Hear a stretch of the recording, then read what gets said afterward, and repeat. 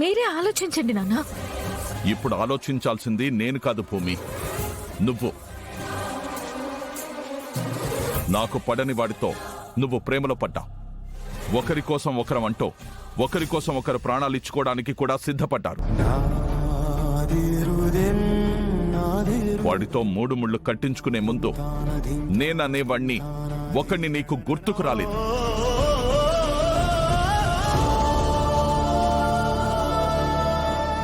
శోభ కూతురిగా నీ అస్తిత్వాన్ని వదులుకోవడానికి సిద్ధపడ్డా.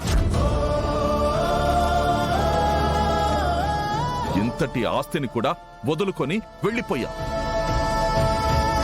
వాడి కోసం నువ్వు ఇంత చేస్తే నీకోసం వాడు పితృరుణం తీర్చుకునే ఒక కార్యక్రమాన్ని నిర్వర్తించలేడా?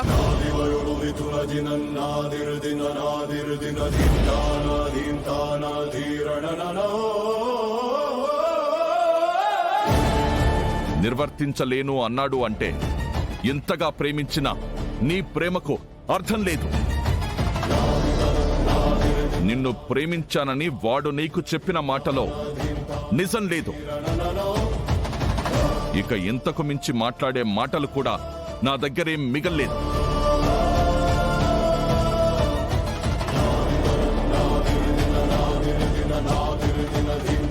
నువ్వా కార్యక్రమం గగన్తో నిర్వర్తించేలా చేశావా? నా కూతురు అవుతావు. నువ్వు ఇక్కడికి రావచ్చు, ఈ తండ్రి ప్రేమను పొందొచ్చు. ఒకవేళ నువ్వు నిర్వర్తించేలా చేయలేకపోయావా, నేను అదే పిండ ప్రధానాన్ని నా కూతురు భూమికి చేస్తా.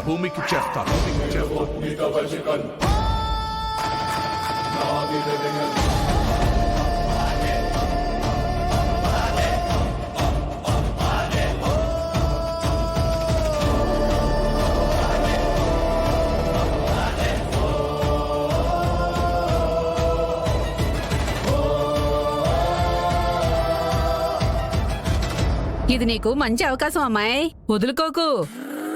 ఎలా వదులుకుంటుంది పిన్ని? తనకి వాళ్ళ నాన్నంటే ప్రాణం కదా.